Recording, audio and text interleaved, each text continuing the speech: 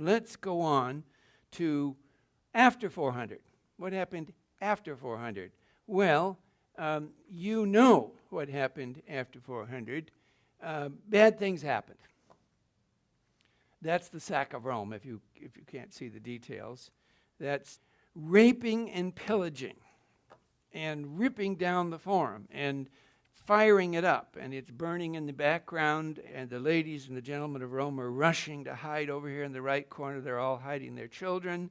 Other temples are on fire. This is exactly accurate. In fact, in the burning of Rome and the attack of Rome in 410, the fires, this was the worst destruction of the center of Rome in 1,000 years.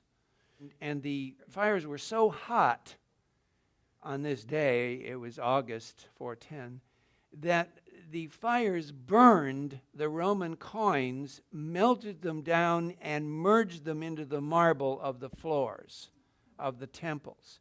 So you can still go to the Forum and go into the Basilica Julia, which is the Forum is there, the foundation is there, and you can see the spots in the marble of that day. You can see the melted metal that merged at the temperature. It was so hot, it just melted into the marble, and it's still there. The colored marks of the coins is still there. So that's the memory of this day in the summer of 410, the worst sack of all time for Romans. So this is a mark. Everybody in Rome and outside of Rome, in Italy, or in the whole of the empire, whether they were in France or England or anywhere else, everyone was shocked and overcome with grief and sadness that the capital, that the great buildings of the capital had been burned, had been destroyed, and Rome itself was smoldering ruins. And so that's the change. That's the moment that this world that we are talking about changes and becomes something else. And everybody knew it. Everybody knew something terrible had happened. And from 410 to 476, with the time when the last emperor steps down, during that 50 years or so, Rome is losing power, losing importance, losing population, losing security, and is attacked again and again and again. So in other words, after 400, Rome is never secure again. And in 476, the last Roman emperor, Romulus Augustulus, his real name, of course, was Romulus Augustus. That's his official name. But nobody thought he was great enough that he should be called such a great title, Romulus Augustus, because that's, of course, the founder of Rome and the greatest emperor of all time. You're putting those two names together. So they just started calling him Augustulus, which meant little Augustus. Little tiny Augustus. And he was quite tiny. That's him there in the picture, standing with the adults. He's the little boy, and he's giving his crown away to the big barbarian general who's standing there under the tent and saying, okay, go someplace else. So, 476 is the mark of the end of Rome, essentially the end of Rome as a power. And so now we can go back to our picture and ask some questions about why did it happen? Why did it happen? The first thing that we should say is that it lasts a long time. It lasts 1,000 years, more actually. But if you think of the Republic as 500 years, from 500 BC to 0, and if you think of the empire as from 0 to 500, so this is at 500, then that means that you have 1,000 years of a successful state. That's pretty extraordinary. 1,000 years of, there's no other state that endured that long. So what happened? Well, there were certainly things all along that were a problem.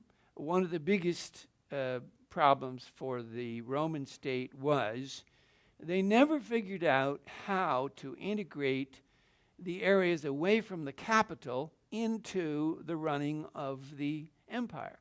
So if you lived in Spain, the only way you could have any involvement in the leadership of the Roman state was to go to Rome.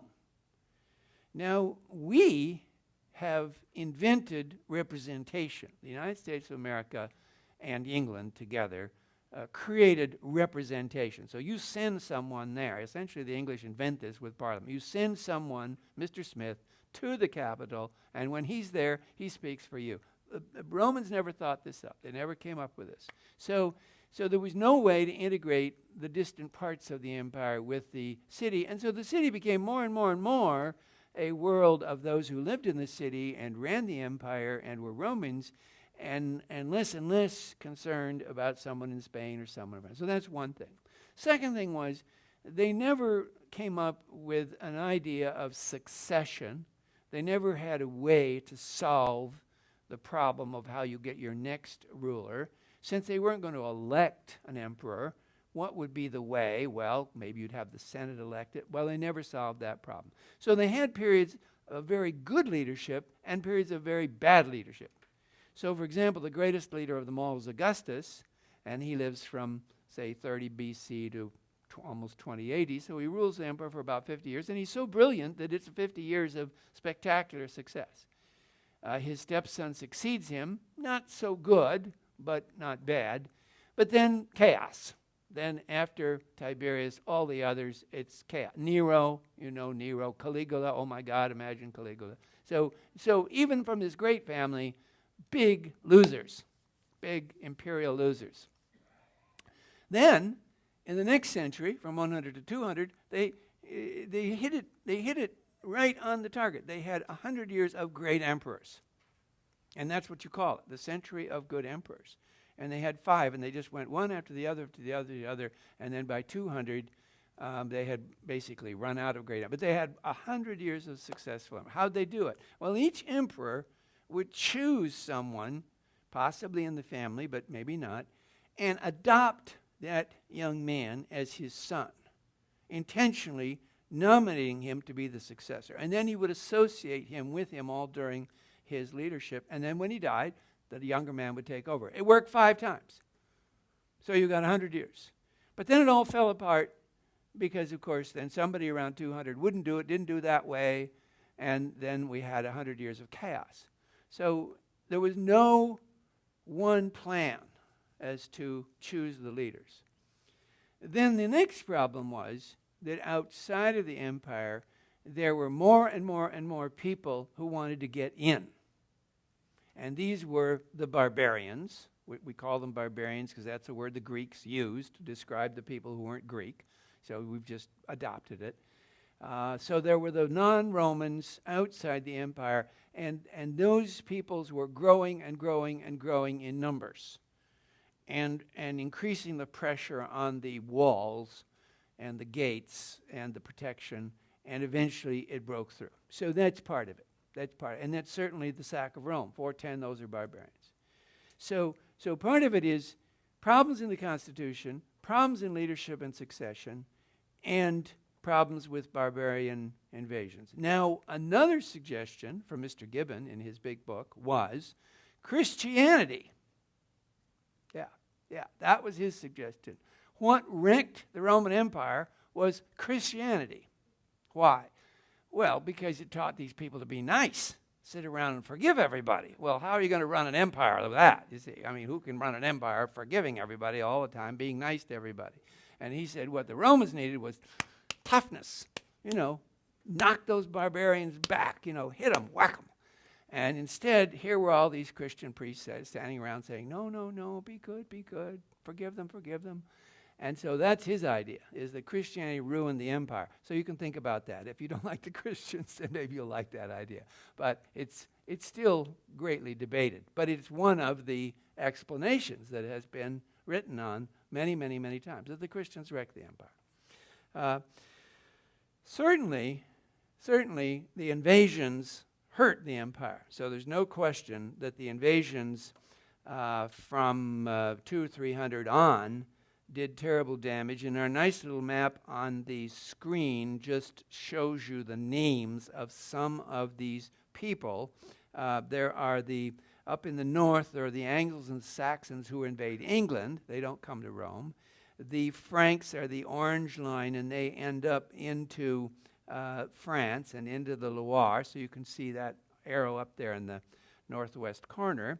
Then there are the Goths. That's the red line. And the Goths come from the north. The Goths really are Scandinavians. These are my relatives. The Goths are really, Swedes and Norwegians and Finns, and they come down through Germany, and they stop in the Balkans for some years, and then keep moving, and eventually keep moving, move all the way to Italy, and move all the way to Spain. So those are the Goths. That's the red line. The Visigoths are just a part of that group. That's the pink line. So Ostrogoths and Visigoths keep coming. They come to Italy, and they go all the way to Spain. And then the green line are the Huns. They come later, 450, 460, 470, and they push up against these previous invaders. So the Huns push the Goths, and in pushing on the Goths, they push the Goths to go to Italy and to Spain, and so they create the power that pushes the invasions that come all the way to Rome itself. So part of the explanation of the trouble in 450 is the Hun Empire, which is huge and stretches all the way across Asia Minor and all the way up into North Afghanistan and all the way to China, and then into the heart of Europe, plunges all the way into Austria. And all the time they're pushing up against these other peoples, the Goths, the Franks, and the other people. If we look here at this map of 450, I know, isn't that incredible? Somebody was struck with the Huns. There's 450, so by the middle of the 5th century, the Han Empire stretched from the edge of China all the way through southern Russia and those stands, nowadays those would be some of the stands, Asia Minor, and into the Balkans and into the very heart of Europe. The Huns arrived at the gates of Paris in 451.